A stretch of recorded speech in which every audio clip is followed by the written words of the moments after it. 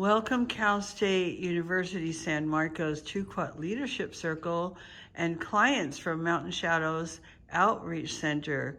Today's lesson is number 3 and it's coming for this semester.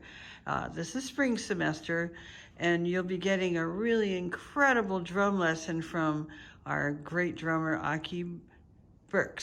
Aki, will you please join us? There you go. Everybody knows Aki by now. Let's go, Aki. Tell the students and the clients everything you know, or some. Good afternoon. This is Aki. Hi, folks. I miss everybody. I miss the clients. Oh, I miss everyone so much. It'll be so nice to see you again. Let's make sure that we are staying safe. Let's make sure that we are wearing our masks when we're amongst a bunch of people and keeping our hands clean and sanitized, whatever we do. Again, when we're coming to our drums, let's make sure that we keep these sanitary. It doesn't require you to do a lot of cleaning as long as you keep your hands clean. This stays clean. And keep other people away from it other than yourself. And if other people have to use it, make sure they sanitize their hands first so you don't have to continuously wipe this off. Drums don't like water. They have to be sanded. Now, the refresher, we went back to our last meeting. We had the bass and the tone and the snap. And then I did a little placing of the hands on the drums. This week, I'm going to show you a whole bunch of different drums, how they're made, and then we're maybe going to a beat at the end. Let's start off with the basic sound of the drum, which is the heartbeat.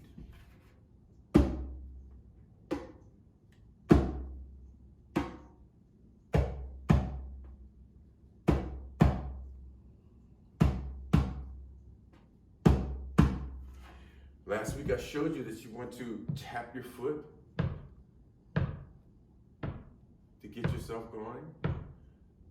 And I'll go 1, 2, 3, 4. 1, 2, 3, 4. 1, 2, 3, 4. Then we move forward to 1, 2, 4. 1, 2, 3, 4. 1, 2. I also told you that it was going to be a ghost note when you're playing the bass tone and the slap. Because we're going 1, 2, 3, 4, 1, 2, 3, 4, bass, tone, slap, bass, tone, slap, bass, tone, slap, ghost note. See that? So this is another learning aspect of creating tone, which comes from the universality of us becoming uniform in how we play our drum, so that we can fit in with other drummers around the world. The heartbeat is so easy to learn, and the 1, 2, 3, 4 is kind of easy to learn, and you become kind of universal in all the world. We have many different types of drums that we can play. I will start off with some of the smaller ones first and work my way up. This is a small djembe that you can purchase at Guitar Center or online for yourself, quite cheap. There's a little store over in Carlsbad. Music stores generally carry these. They're quite inexpensive and they're kind of easy to carry around with you, make it kind of easy to carry and learn your drum while you're just practicing. You can take this and have a lot of good fun with it. Again, this drum is like very nice. And with this drum, you can teach yourself a lot. You'd actually learn how to take it apart, put it back together yourself, and learn how to be a drum maker. Again, this is a larger size. Here we come to another type of djembe. This one I worked on. It's a different type. As you can see, it requires a skin. This is a goat skin. When you're playing your djembe, the goat skin, you want this to be up and down in front of you. That's the back of the goat. This comes from the shoulder of the goat. Right behind the shoulders of the goat is the most hard part on his body, gets the most work, and that's the part that creates the most sound. Again, that's another type of djembe. Here we have what is called, excuse me. Here we have a djembe that we did, and we left the hair around the djembe for the eloquence and how beautiful it makes the djembe look. And it makes a beautiful, one-of-a-kind drum out of something that was, you know, just general. Again, you can see the spine. I have it marked here with this hair, this way. So my hands would be placed right here to play this drum. Here we have America. We have a company called Remo, and we have other companies that have taken on the act of making drums more mechanical so that they can be tuned easier, used in concerts, louder, using recycled materials so that they can create the drum head, which mimics the goat skin or the calf skin. And instead of tying, like we have ties around here to tighten the drum, they use bolts and nuts all around the drum to pull the head in and make it tighter. So this can be mechanically tightened and tuned very quickly, as compared to this, where this whole drum has to be taken all the way apart and put back together again to tighten up the strength of the head. Again, this is a composite head, generally made of a fiberglass element and plastic so that it can withstand rain, humidity. This can be played outside. We move forward into the rounder drum, and this is a practice drum here. This is a practice drum that comes in a set. It has a top that comes off of it. I won't do that. But anyway, the top comes off of it. It's just basically a great big huge cylinder with a top. And we buy these because these are easy to use, easy to put out amongst the children. They can fall over and not too much damage, make a good sound.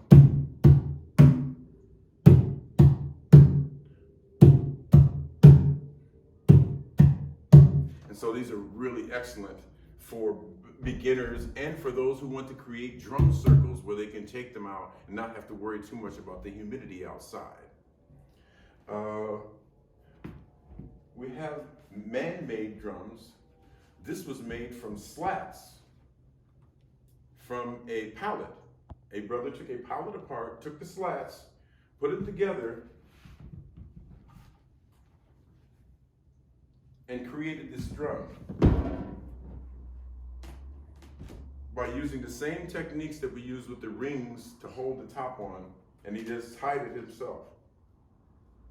A very good example of ingenuity for someone creating their own drum. This is a home created drum here. Again, we go into,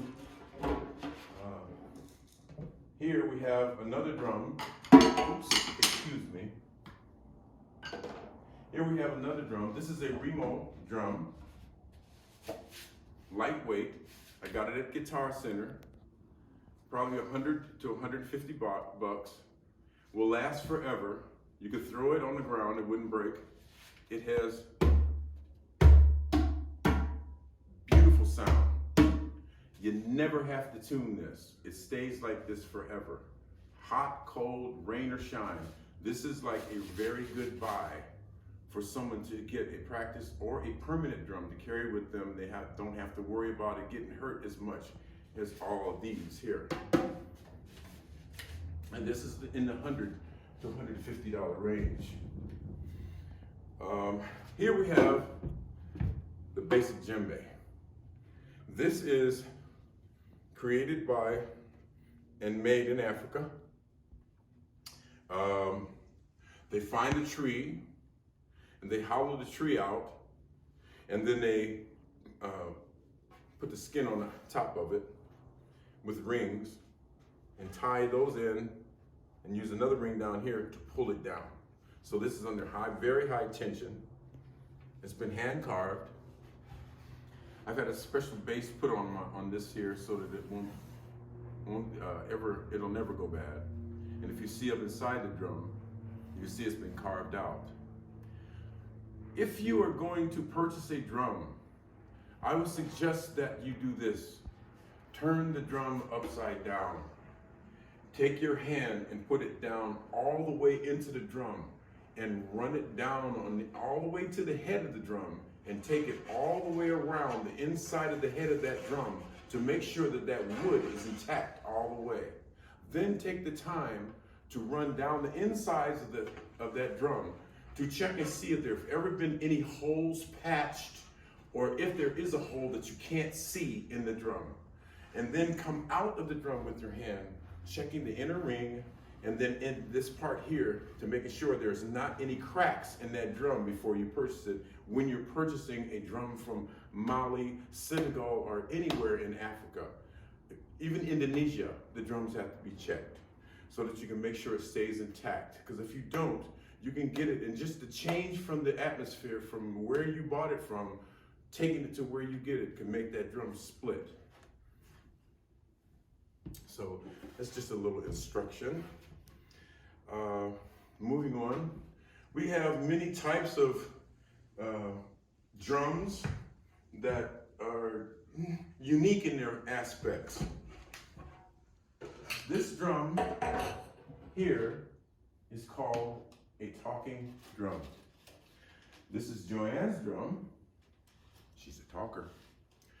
And watch.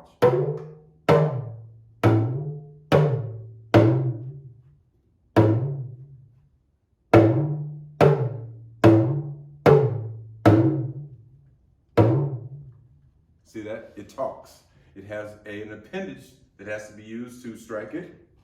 Many people know how to play it in Africa with their hand because their hand becomes strong as this right here, but this makes it a whole lot easier. This is also called the king's drum.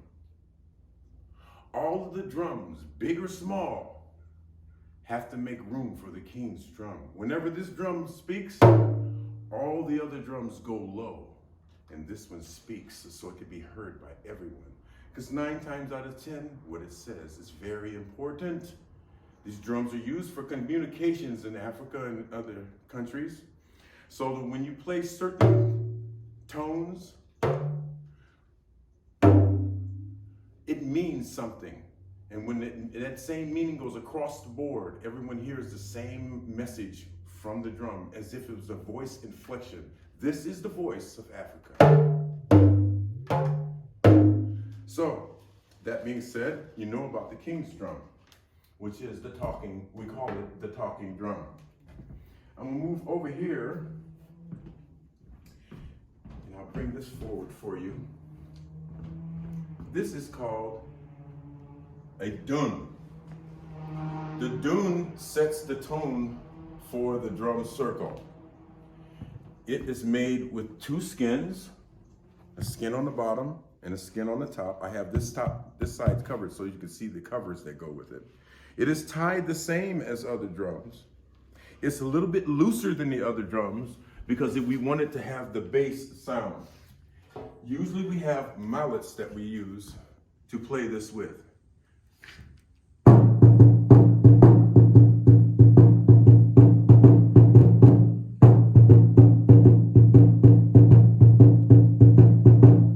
That is a very, very low bass sound, and it sets the backdrop for all these others. I'm going to move over into some higher sounds now. For the children, we have this little special drum that I would like even the students of Cal State to try to buy.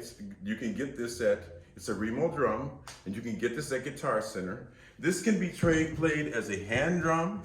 It can be played as a snare drum, as a regular drum with drumsticks. Here, I'm playing with the hand drum. See, it's a higher drum. You hear how high it is? So when you play it with the drumsticks, excuse me.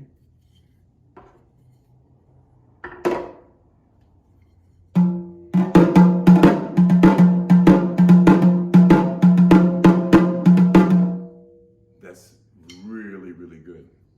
So, we're going to wind down our little talk here. I just showed you this drum. I showed you the djembe, the dun-dun, the small other ones. Now we're going to go into what we call the clave. This is a block that you use, and this is called a clave. It makes sound. It's a special wood that makes a lot of sound. We usually play these two together to create a beat for the music.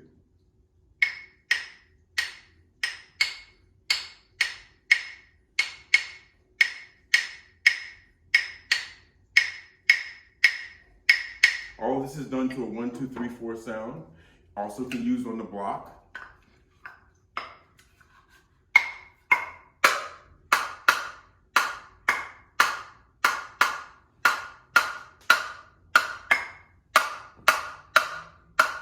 This is one of the these are two of the higher sounds that you can use. We also have another type of block that goes with the drum. We use this either with the drum or the clave.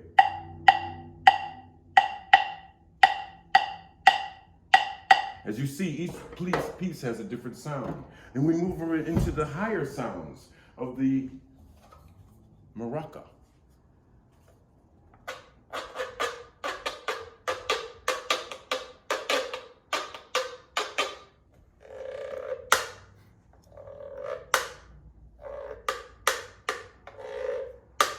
Okay, and the last one is the shaker. So you see the lows and the highs that you can get from playing drums. I've showed you many drums. Take your pick. Find your niche and fit in and be a drummer. Thank you again. God bless you. Have a great week. One love.